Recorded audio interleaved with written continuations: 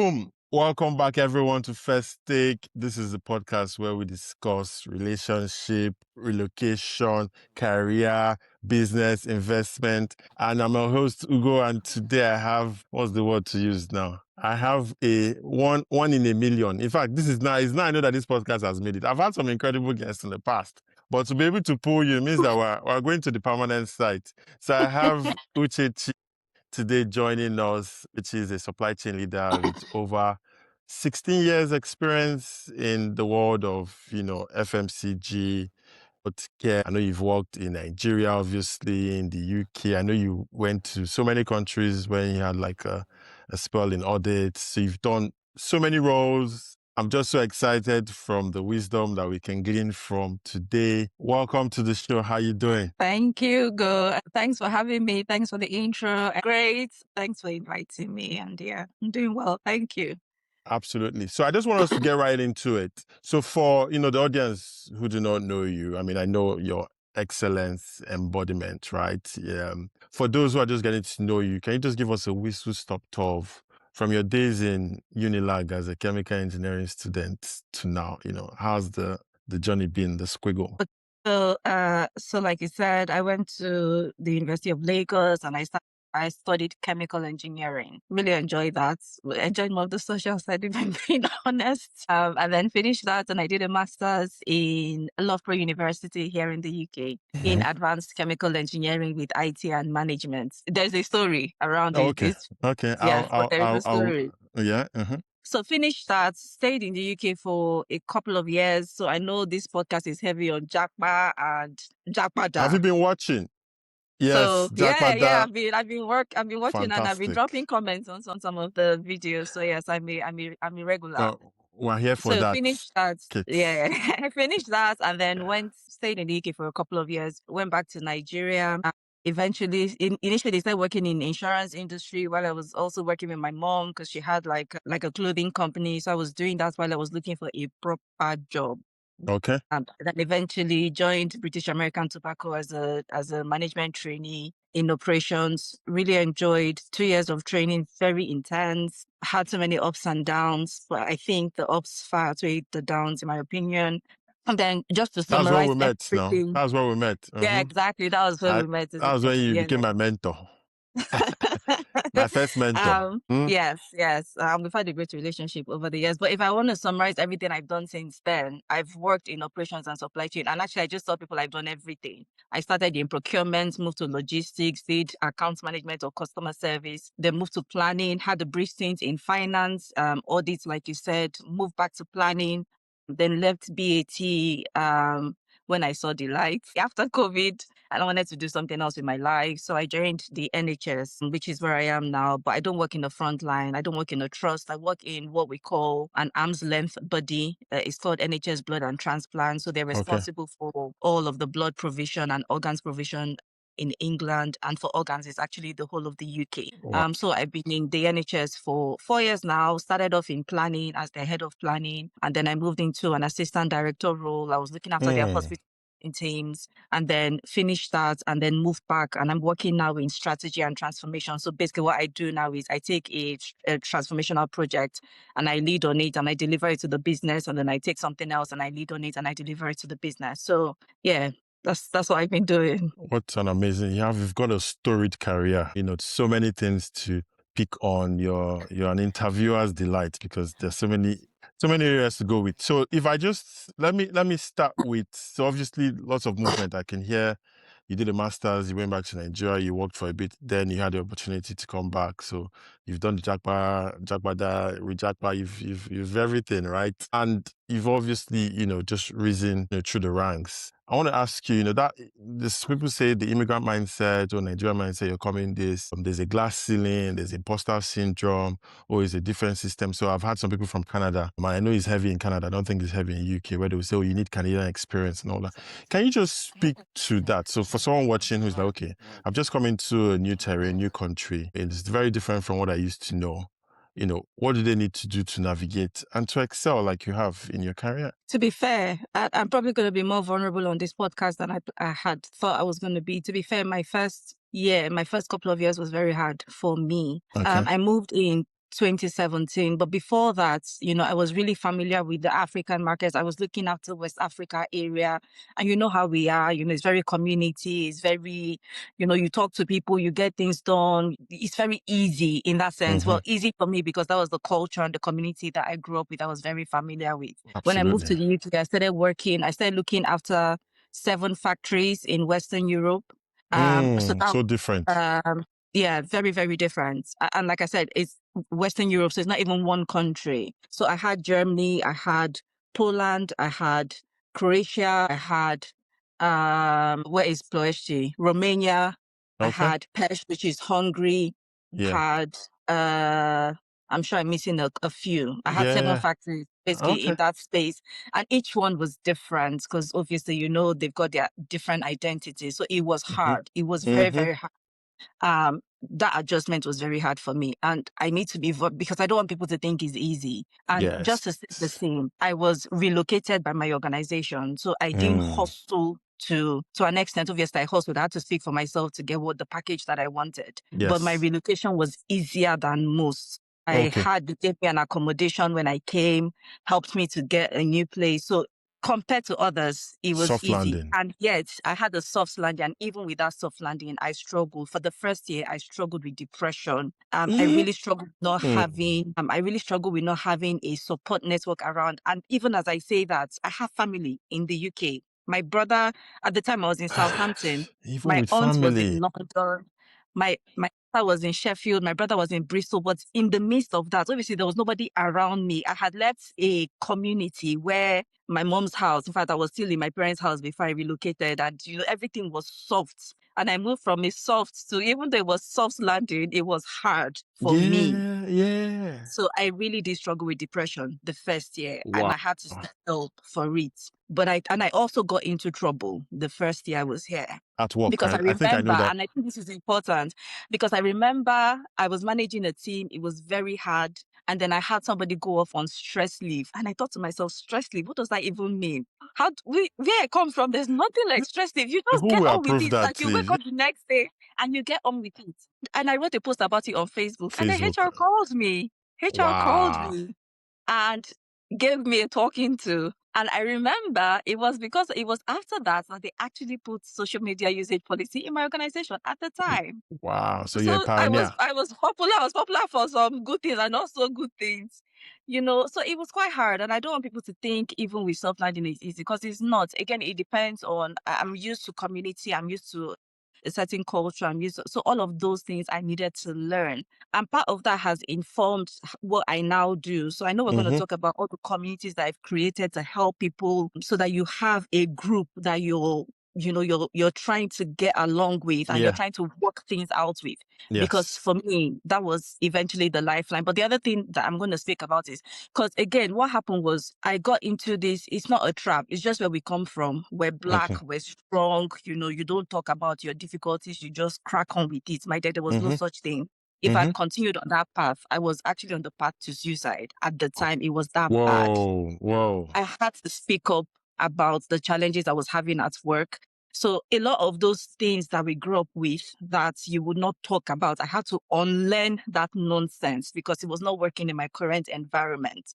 And I Yeah. had to learn how to be vulnerable. I had to learn how to speak up about my challenges. I had to learn how not to be strong and Black don't crack. When it comes to your mental health, just forget about that. There's So there are a nothing lot like of things that. I had to learn on the Y- journey. Yeah. I feel like I've digressed, but No, hopefully I it's said fine. it's not big.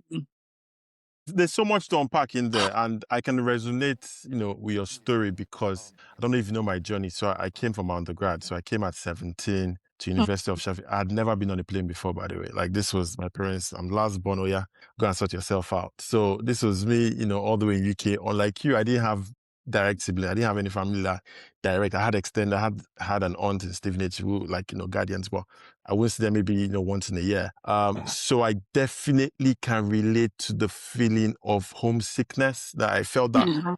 culture shock, to your point about how we do things as a community, how, these are your people. You talked about your mom, family. Then just remember, Sheffield is a very big uni. I think it's almost over 20,000 students. And then you just feel like you're out there.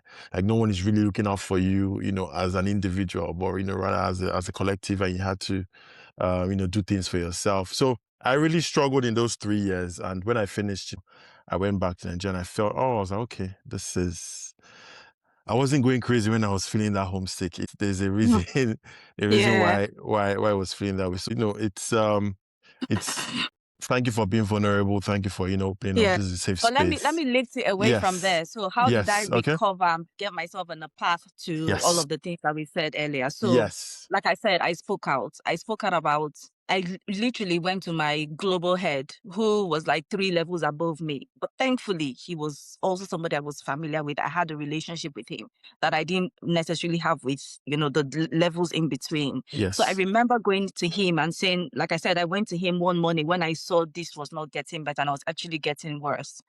I had prayed about it, and then I went to him and I just said, look, these are the challenges. I'm having some difficulties with the what I was doing with at the time. And I was like, Mm-hmm. I would deliver this work. I'm not asking you to remove me. I would deliver it, but I want to see the light at the end of the tunnel. So I want to see Okay. what else I would do after this. And I want to start to have those conversations. And actually that was just opened up conversations. So he then sent the person that reports to him to call me. And we started having conversations around, okay, what would you like to do next? And all that and all that. So first lesson, a closed mouth is a closed destiny. Open your Mm. mouth and talk. Mm. Say what you want. Look, let me tell you, it doesn't mean that you will get it, but it will be in the atmosphere. And one day something will drop. You plant the seed. Say what you want. Yes, keep planting the seeds. And then somebody will say, oh, Uche had said she's interested in something like this when an opportunity comes, and they will signpost you. A few of the opportunities I've gotten came that way. So I'll talk about 2 of them. So after that role, I then got an opportunity to go and work in global audit. How did it come? Like I said, I started talking to people as I'd had that conversation about, I need to, I need a circuit break. But I was very clear to them. I said, look, I need something to break me from this circuit that I'm in. I'm happy to come back, but I want to do something else, And so an opportunity came. So they were looking for, as you know, audit is in finance. That's an operations. But what I didn't say, like I said, I've done everything in operations and supply chain. So I've done everything there, So what they were looking for were operational, so people that had expertise in operations that could Yeah. bring that expertise into audits. Because what they found out was, they were going into factories and going to audit operations, but because they didn't have any knowledge, they would just throw them around. They will signpost them. Ugo, you will know No. you've done plenty Yeah, audits. yeah, no, They no will signpost them expertise. to go So and it was look, just, to go yeah, and yeah. look somewhere, whereas there's nothing to see Go, there. So go they and look in needed the people tank that farm had some insider knowledge to help them. So that was how I then went where and I you will worked in hide audit. all the bad stuff. Exactly. So you needed Yeah, people to say, hang on, something is yeah, not it quite doesn't. right here. Yeah, the smell So I test. went and I worked in audit. So again, that was one of the opportunities where speaking up, gave me. And honestly, like you said, it was brilliant. I traveled to many countries during that time. But like I said, it was the right circuit break that I needed for my mental health. Yes, And yes. then I finished that. And when I finished that, I didn't even finish. I was supposed to do 2 years, but then they called me back, I think about the 16th month or the 17th month, to then go and look after Eastern Europe market. So that was Russia. So I had Russia, I had RUCAB, so Russia, Uzbekistan, and Central Asia and Belarus. So I started looking after, again, like I said, different cultures. So I had gone from West Africa to Western Europe to Eastern Europe. Again, different set of customers. I mean, Russia. We know, so different set of customers to manage, Yes. So again, I did that. And then COVID hit, and I just started to think to myself, honestly, there needs to be more to life than, this business. And I want to just try and do something else. I mean, I'd always had the passion to do work that has an impact, has a social value, and that was actually what led me to do a course with Oxford University. So I had gone and I did Okay. social entrepreneurship with Oxford, because I was trying to, at that point, I was still exploring, what can I do? What can I do? What can I do? So I went to do that course to just kind of help me to understand, what is going on. And then a friend called me up and he's like, oh, NHS, they're looking for someone and it's right up your alley, planning. So I had a conversation with the assistant director at the time, and then went through the process, was successful, and then I left BAT and moved to the NHS. But the other thing was, the second, obviously, then he became my line manager, Dean, and he obviously knew my career, sort of like my career history, my career background. So when an assistant director opportunity came up, he was like, which is not like I'm trying to get rid of you, but there's this opportunity, that'll be really good for you, Yeah. based on what I know about you, based on our conversations, I think you should go for it. And actually, this is what I mean by speaking up. At the time when he pointed out that role to me, I was not even looking, because we were in a quite difficult position at work with stock. So we had some challenges at work.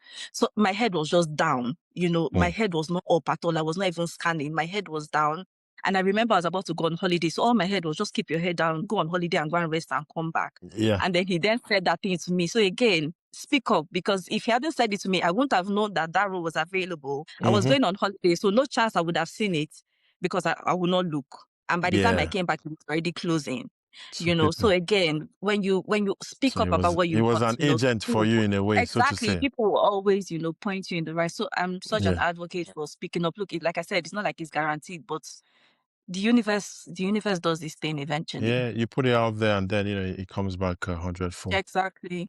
Amazing, amazing. I think that's a good segue to the work I know you're doing around coaching people and career and mentorship. I mean, obviously we met, but even beyond me, I know, you have a leaning circle with some women, but it's beyond women. My wife is part of that. Where did that come from? Are you trying to give back? Is this social impact? Does it speak to the point about meaning and purpose? And do you focus on women because you feel they need the help? And, you just, earlier on this podcast, I talked about how I've interviewed, I have an opportunity to interview a while ago. And, we interviewed, say, 5 people. And, 3 were women. And they were better on paper, but their confidence was just low. Like Mm-mm. mid-sentence, like they'll be like, oh, sorry, I messed it up. And the guys Mm. never did that. Like, even if they messed it up, they just, went with the flow. So all that to say, is that where you see an opportunity? What led into the Learning Cycle? And your LinkedIn page, obviously, I follow your LinkedIn, and you're always giving so many. There's just all the tidbits, all the ins and outs, how to navigate. It's so. Everyone, make sure you follow Uche on LinkedIn. She's really, really amazing. I'll put the link in the comment section, and I'll also put it on the body of the email. But yeah, what led to that? Why coaching? Why leading cycles? Why all that? I think it's a combination of everything that you've said. And actually, thank you for, you're like one of my biggest supporters on LinkedIn. Your family, if I went to be a guest to it, you need to quickly subscribe. Quick. We will open a Um, page for you. so I think it's a combination of all of those things. So let me speak to each of them. So like I said, because I struggled when I came, and I understood the importance of having a support group. And sometimes, again, because of culture and creating a safe space, it's easier in a sense. It's easier when you can create a support group with people that you have something in common with. Yeah. Very And important. that commonality may not necessarily only be race or tribe. It could be religion. It could be things of interest. It could be Yes, aspirations. absolutely. Um, I've created actually support groups across all of those things. So Okay. you spoke about leaning. So leaning itself was set up as a support group for women. That's Okay. how it was set up by the founder. The founder is Sheryl Sandberg, who used to be, I believe, the CEO of Facebook. I thought you were the So that was, founder. was Sorry, set up. not vessel. Say again? I thought you were the founder, not vex. No, no, no, no. Leaning is a big global movement. And what it does, it empowers women to set up support groups for themselves based on a common interest. Okay. So the one that I set up at the time was, it was for people that were navigating that sort of space as well, So, you've moved to the UK, you're a black woman, you're an immigrant, you're Mm-hmm. navigating the world of work in the UK and all that, all Yeah, the there's some challenges. peculiarities to that group. Yeah, and you had Exactly. So experience. there's a common thread for that group. But Absolutely. I've also established a community at work as well. So we have a Niger Natives community that I also set up. And it was again, creating a community for Nigerians and those that, identify with their Nigerian heritage, I have to say, because not necessarily everybody will default to Yeah. that setting. But Yes. it was again an opportunity. You see, like they will say, oh, we want to hear about learning and development opportunities, career progression. How do Mm-hmm. how do you manage your culture at work? It's just, how do we help ourselves? We Yeah. need to help ourselves. How do we help ourselves to navigate the terrain? And that's what really that group, is about. It's about helping people with information. Do you want information? Do you want support? What is it you're trying to unblock? Do you want signposting about where opportunities are? And yeah, the feedback has been very good with those. So yeah, a couple of things. And then personally as well, like you said, I coach, I mentor a few, I've got quite a few inside and outside. But my entire career, I probably didn't say this at the start, but my entire career has been blessed by coaches and mentors. And Mm. those, so I'm a beneficiary of all of the things that I'm giving back in a So sense, you're paying it back. Okay. Passing it on. Yeah, Okay. so yes, I'm a beneficiary of all the things that I'm giving back. I've benefited from people coaching me, from people sponsoring me, from people mentoring me. So Mm-hmm. I think it's just natural for me to do that for others, especially where we rise by lifting others, isn't it? You just Absolutely. help each other. Yeah. So that's really, and I do get a personal satisfaction out of writing. Writing is quite therapeutic for me. I'm Yeah. right because it's very therapeutic for me, quite Are frankly. I you used to have a blog back in the day. I had a blog back on that blog, like Google that yeah, dashboard. yeah, yeah, yeah, like Linda Ikeji, Blogspot and all Yes, that I had the stuff back. blog, but it was like it was called Diary of a Catholic Girl. It was a church's thing, and Yes, yes, yes, so, yes. but anyways, what I was going to say was after that thing happened at work where I got that reprimand about what I had posted and I was On asked to take Facebook. it down. I stopped writing. I stopped posting Ah, media for years because I was quite I was burned by that. I was I can burned by imagine that. the scar So was I there, stopped yeah. completely. I stopped for years. But like I said, writing is therapeutic for me. It was almost like mortgaging my therapy sessions. So Yeah. what I had to do was find a way to come back in a way that does not jeopardize my career. Okay. And I need to speak to this a lot because a lot of professionals don't post, well, certainly not in their professional persona Yes. because of, if people here. In fact, even here, I've had a post that my director has asked me to take down, but for totally different reasons. Okay. Totally different Okay. reasons. Totally. That So than it the was quite, previous one. yes, Okay. yes, Okay. totally different reasons. It was just Okay. a lot of things happened. Yeah. In fact, actually, he didn't even tell me. He just said, "Future, what do you think?" I was like, "Right, I'm gonna take it down. That's fine." He was feeling um, a bit you iffy know, about it. Okay. yeah. So I think it's about, like I said, I now show up online with a bit more wisdom. Obviously, I was younger, I was newer in the country. I obviously didn't understand how to navigate, but now I Mm-hmm. show up online with a bit more wisdom Okay. around how I show up. But also, I think one of the biggest challenges we have is conflicting who we are with what we do. And I know Mm. it's very difficult to extricate them because what you do is integral to who you are. Yes, it's But your I do identity. want my social media profile to reflect who I am, so I can tell you and I work. If you asked me a few years ago, I would tell you I'm a supply chain and operations professional. But that's not who I am. That's what I do. Yeah. That's what you do for work. Uh, yeah, that's what I do for work. One of the things I do because I do Okay. other things. And so what I'm really big on now at the moment is helping people and including myself. I'm on this journey to start to build my personal brand Okay. on on LinkedIn, on social media that reflects more of who I am, all the aspects that I'm safe to bring online about who I Mm-hmm. am. Only part of Mm-hmm. that will be what I do. Yes. And I'm trying to get other professionals to do that as well because what I've learned is a lot of people build that persona only after they've left active service because that's It's when too they feel late now. safe. Because that's when they feel safe Yes. to do Yes. it. So Yeah. what I'm trying to do is start to create a framework to help people to say, right, this is what safe might look like even while you're in active service, so that you Mm-hmm. can start to build, your personal brand. Yeah. I know some people they'll just say, but my views only expressed, or these are my personal views. So they already put a disclaimer, but there are ways to do it. And I'm on that Mm-hmm. journey to learn how to do it and teach people, how to do it. So you don't wait until the end before you feel comfortable to actually Yeah. show as who you are, not just what you Mm-hmm. do. Yeah, absolutely. And it's something I think a lot of people struggle with, especially if you're in the corporate world, 9 to 5.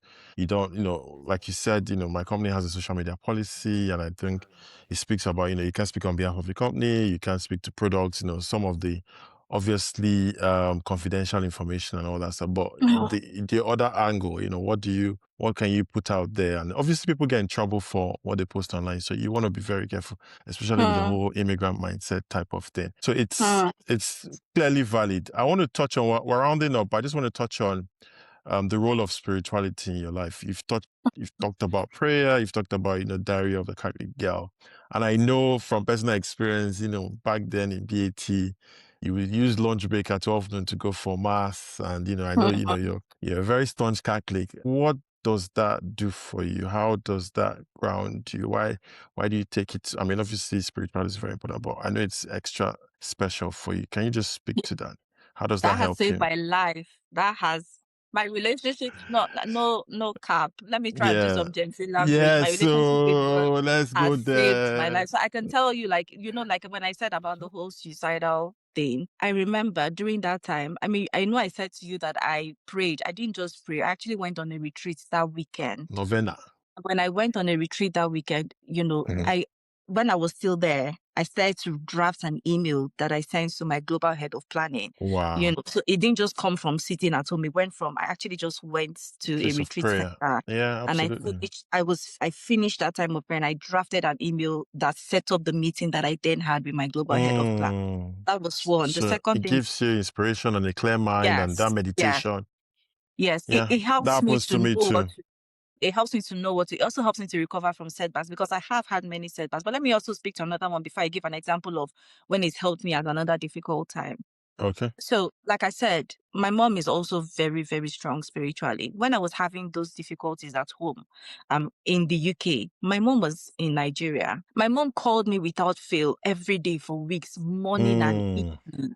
She will call me in the morning. Because I was struggling to get out of bed. I wasn't getting out of bed. So it was her call Mm. forced me to stand up to go to work. Mm. And in the evening, before I could sink into that space, she will call me. She'll ask, have you eaten? Have you done this? Have you done this? Have you done this? So she was checking up on me.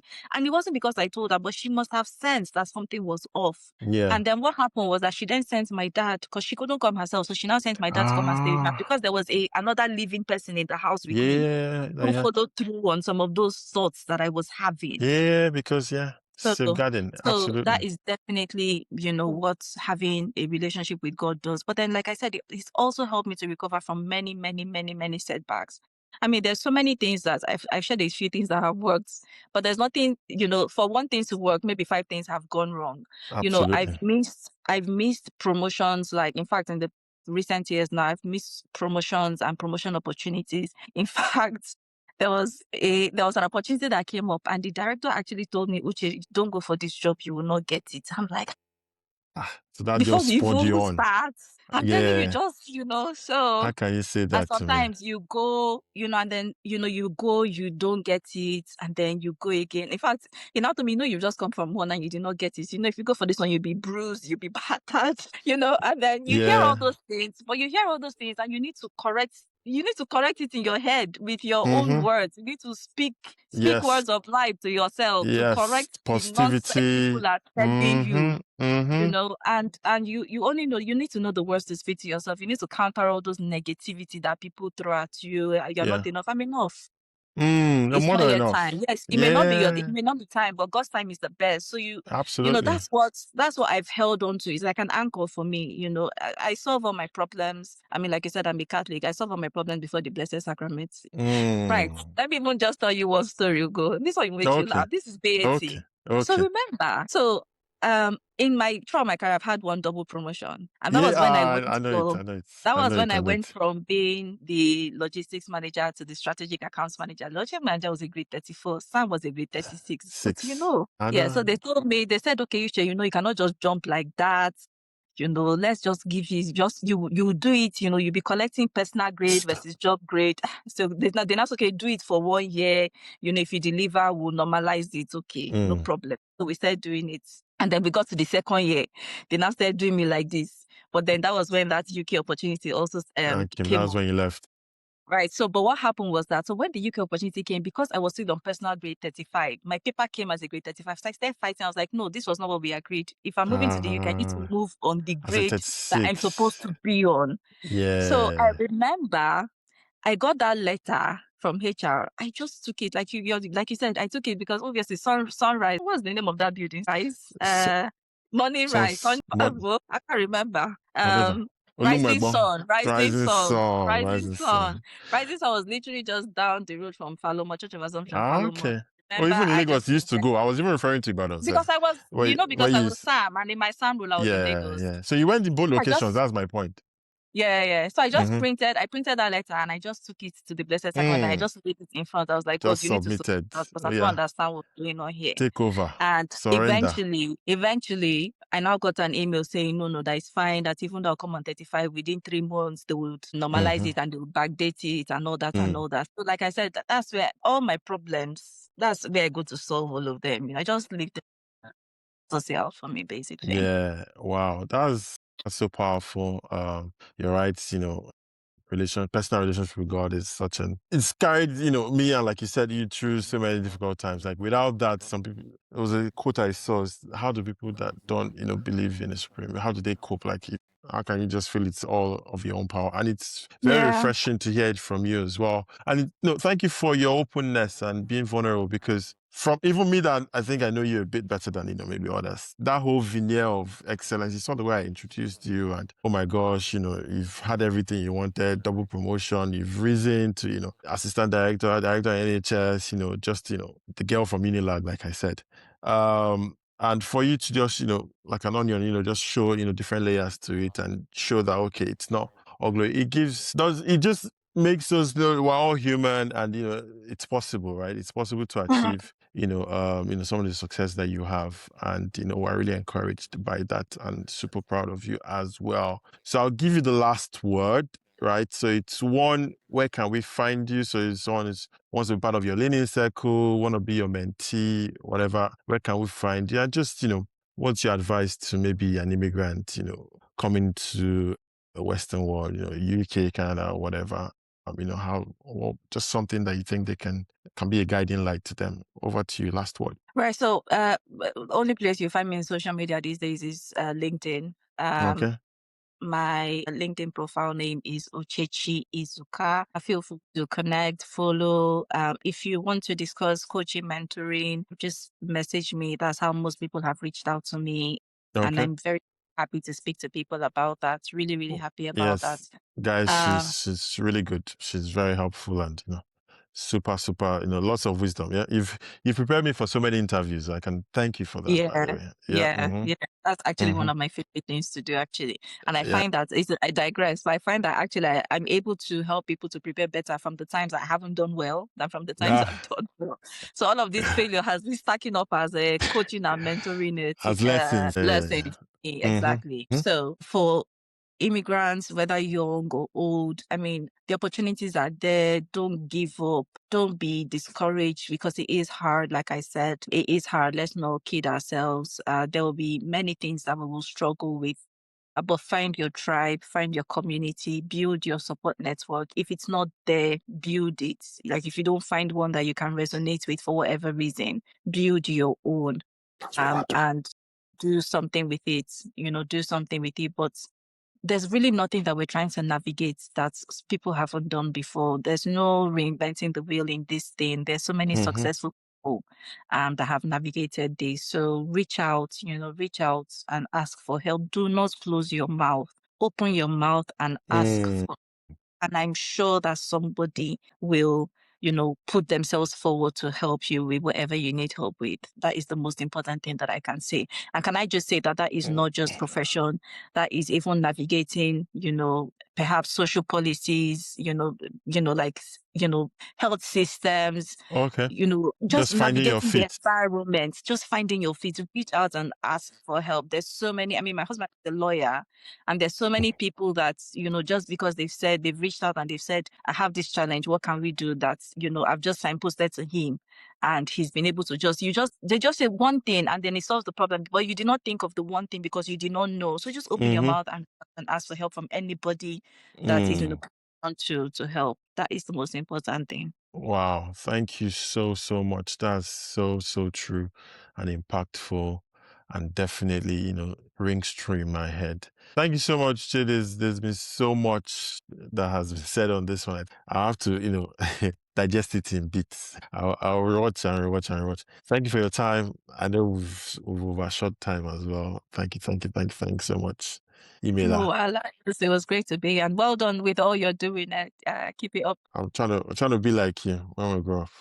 Me too. I'm still waiting for Lillian to come. I know somebody have asked. I think it was the She's the two six that asked, and that was yes, how many Was that your podcasts favorite, by the way? ago. Was that your favorite episode as well? I Or don't know just, if I have a favorite. I don't know if I have a favorite because they've yeah, been give different shout different. outs. Yeah, call out Yeah, the ones yeah. that. So definitely, like it's, I enjoyed the initial banter, the iffy Obi banter. I enjoyed the banter. I like the modern. Your My niece's sister. Okay. disclaimer took me off last week. Zara, yes, Their yes, reminder, yes. this is not referring to me. I was like, This is not me. Typical Gen Z. Yes. Sure, sure. Okay.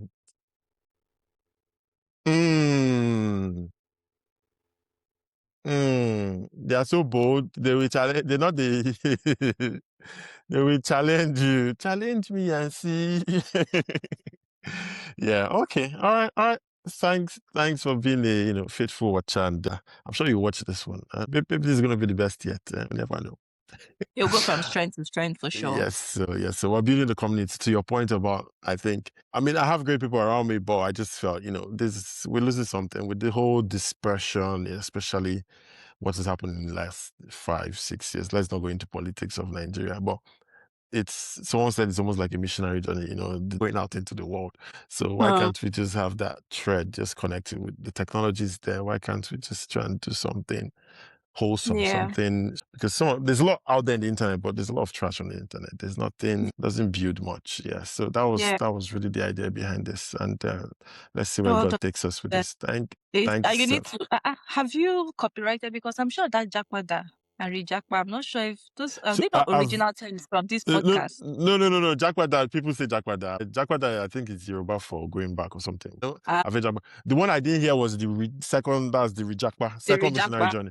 Yeah, so maybe that one I would try and copyright that one. Yeah. Okay. All right, then. Take All care. right. So take care. Bye. Yeah, bye.